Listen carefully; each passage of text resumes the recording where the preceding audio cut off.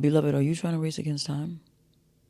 Is it because of a timeline that you constructed for yourself, or is it because someone else said you should have done more by now? Embrace slowing down. If the world ends tomorrow, you probably don't have enough time tonight to finish all the things on your to-do list anyway. Passion public service announcement. Passionate. Let me tell you something. So what is this Passion PSA podcast? Who am I? Well, they call me Passion, short for passion, no last necessary. Why is there no last name necessary? Because the first name says it all. I am passion and all that embodies. What do I do here? I give you the life coaching that you know you need, but don't enroll yourself in. When did I start? Actually, 2017. I'd leave a PSA on my Instagram regarding something I'd observed, and now we've evolved to this. Why do I do it? Why not? If even one person is able to take away one thing that changes their life, someone else's life, or changes the world for the better, then I've done what I was charged to do. So come on in, sit and listen for a while. There's something here for everyone at the Passion PSA podcast. Greetings and salutations, my beloved passionate newcomers, visitors, and guests. Welcome to episode 11 of season 8 for real this time of the Passion PSA podcast, where I passion no last necessary. Your Get You Right Guru issue a weekly public service announcement about whatever I've observed or was on my mind. This is a for your consideration zone where the objective is to offer you a perspective you may not have previously considered to A, expand your thinking, and B, aid you in becoming a better version of yourself, for yourself, and for others. This is a safe space, but not necessarily a delicate one. I'll never rob you of your right to feel what you feel. Same way I won't sugarcoat the truth to make it more palatable. The goal is to get you to higher, more expanded thinking so you can operate as your highest and best self. If you're new here, affirmations are our first order of business so we can intentionally raise the vibration and start on one accord. Let's get on the same frequency. If you're ready, go ahead and take a deep breath. You're always welcome to repeat after me or to use this time to state your own affirmations. I am authentic. I am original. I am my ancestors' wildest, most successful dream come true. I am my wildest, most successful dream come true. I am incredible. I am phenomenal. I am proud of me. I am fulfilled. I am whole. I am complete. I am grateful. I am divinely guided. I am divinely protected. I am divinely aligned. I am divinely chosen among many. I am divinely favored among few. I choose me. That was, is, and will always be my greatest decision. I am well. It is well. All is well. Well is all.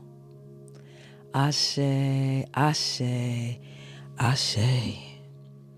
Passion is just about every year around my solar return, I do an introspection episode. I think a lot of us get reflective around turning points, right? Births, deaths, new years, new jobs, resignations, retirements. Just anything that symbolizes change or a new start or a restart or... Was that the same thing? It might be. I'm sleepy. Or new beginnings. They can cause a moment where you either review everything or you make decisions and declarations. Now, often around this time, I want to do something, but either no plan takes shape or the plan takes shape at the last minute and things, spaces, or folks are unavailable. Now, this year, what I wanted to do had to be postponed, and I was fine with that, but then I realized I kind of wasn't. Like, I was just making peace with the need to deviate. And in my search to come up with a satisfactory alternative, I have to say that some of my people came up with suggestions and even made themselves available in one capacity or other. I couldn't quite find the thing that resonated and that made me feel like, yes, this is exactly what I want to do and I'm thrilled. Then another plan started to take shape, and I was going to say obstacles, but it was more like challenges started presenting themselves. And I thought to myself, you know what? I probably just need to be still like I have resigned myself to doing, and take this time to get things in order. I've told y'all before, the same way I address y'all is the same way I address me. I say the affirmations to build me up the same way I want you built up. And when the message seems more like scolding, same thing. I talk to myself according to the level of discipline that's required to get the job done, not the level of comfort that'll make me feel better about the fact that it's still pending or incomplete or outstanding. And I think that's a passion point. If you don't want someone else to be the one to correct you, especially if you know you won't be receptive to them speaking to you harshly, you don't have to be mean to yourself. You don't have to say ugly things like failure or screw up or anything else self-deprecating, but you need to speak to yourself with the firmness that reinforces that time isn't waiting for you, is of the essence, and is a tool that, when used effectively, can and almost always will work in your favor.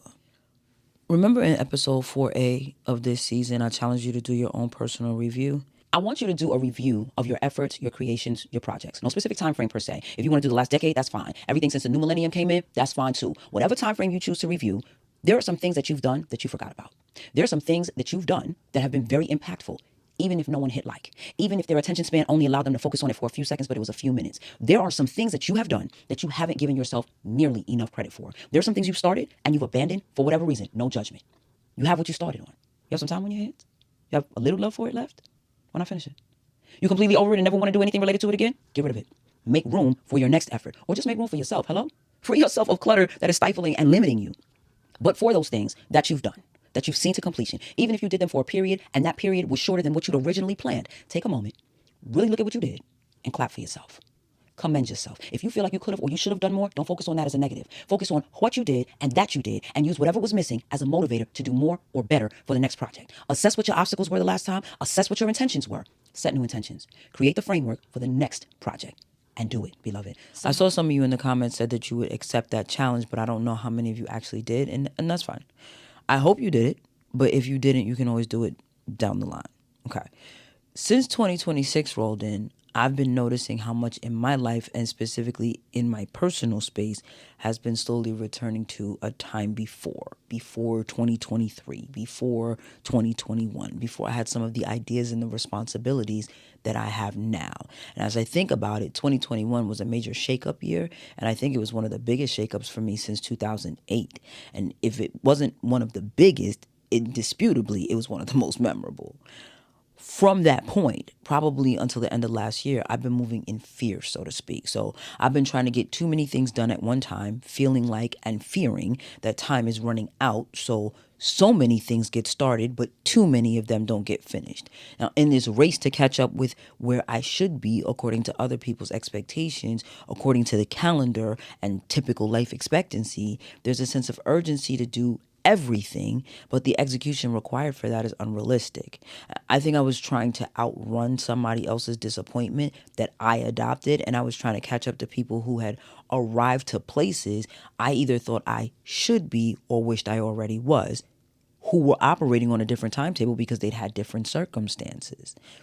Now, it's not impossible to catch up with someone who's had a 10 to 20 year head start on you, or who's had a block of time to sit still, completely focused, and figure things out. Not impossible, but not necessarily super simple either. The point is, the goal isn't to catch up or to be comparable to anybody else. And I think for me, 2025 took that energy with it. So when 2026 came in, instead of trying to race time or make up for lost time, I've been moving with time to accomplish my goals. And where, yes, there are areas where I may have benefited from different or better execution, not only have I not allowed myself to not get down about not getting the expected result, I haven't felt down about it. Now, do you get the difference? Because I feel so disappointed because this was supposed to go like this and I missed the mark, but I'm not going to allow myself to wallow in it. I'm going to just pick myself up by my bootstraps and just keep going forward.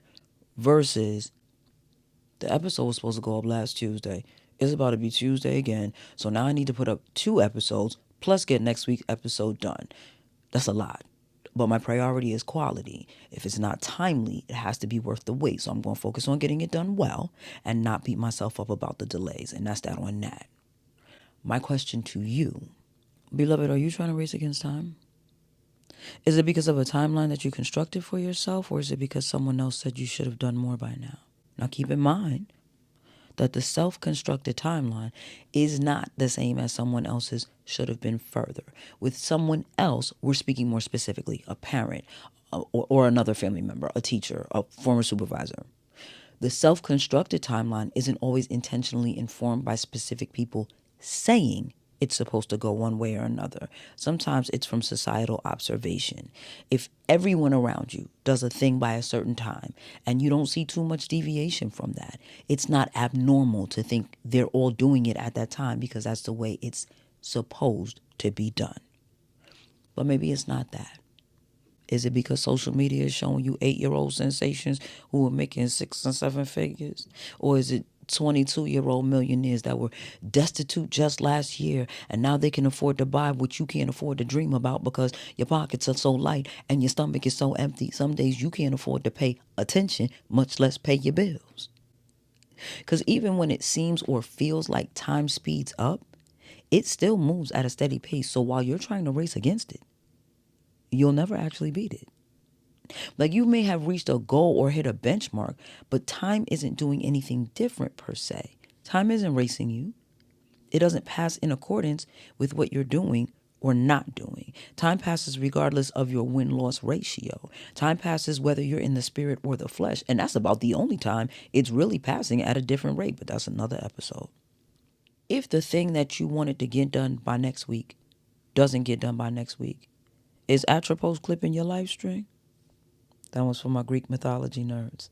And the answer is no, probably not. And even if it was yes, that probably wouldn't be because you didn't complete said thing. It'll just be undone with either another chance to get it done or a fresh opportunity that you can handle better next time. Now, if you were here in season 5, you know how I feel about giving yourself too much grace. Episode link right here. Don't jump off a bridge because you didn't or haven't hit the mark. But if it was supposed to be done in a week for the last 2 years, at some point, you're going to have to apply pressure and hold yourself accountable to seeing it through or let it go and move on. I think the point that I'm trying to make is that I'm embracing the slowdown. Before, slowing down made me feel anxious about all that wasn't being done and all that would remain. Instead of focusing on what I'm not getting done in the moment, I'm now embracing the quality completion of the thing that I'm working on. And what I realized in that is that there are areas where slowing down actually speeds up the production. So instead of trying to do a little and a little and a little concurrently, focusing on the thing is allowing me to see a thing all the way through. So when I walk away from it, I walk away from it in peace. I walk away knowing that if there's anything more I have to do with that, it's just regular maintenance that comes with it. And I encourage you to do the same. One controlled fire is 1,000 times easier to manage than multiple fires burning all over and their levels of control vary. Embrace slowing down. If the world ends tomorrow, you probably don't have enough time tonight to finish all the things on your to-do list anyway. If it doesn't end tomorrow, live like you want to do more with your time, then lament over what's not done. I've given a lot of instructions this season about opportunities to get things in order and things that may have fallen by the wayside or between the cracks. We're in episode 11, not including 2 filler episodes that weren't the actual scheduled episodes for those respective weeks. So 13 episodes in. Have you made the doctor's appointment? Have you looked into the insurance? Have you intentionally reached out to your friends, or better yet, actively spent time? I finally went to my follow-up appointment that I was supposed to go to in January. I submitted my taxes. I've made some insurance updates. I told you I've been in this studio making changes, rearrangements, and resets and making it brand new like 2023 in here in 2020 in my house. I've enlisted help. Instead of traveling as part of someone else's merry band this year or scrambling to put together an outing of some sort, I'm staying in. Instead of birthday dinners, I would like monetary gifts so I can make additional studio upgrades. That would make me really happy. That's an easy way for people to support the podcast that don't necessarily want to watch it. One of my birthday twins hit the nail on the head when we talked about what we were doing. She said that she gets birthday blues and then ends up not wanting to do anything. And I get like that a lot. I was feeling bluesy probably until Sunday passed. But now I'm just grateful. I know some people are superstitious about not celebrating their birthday until the actual day.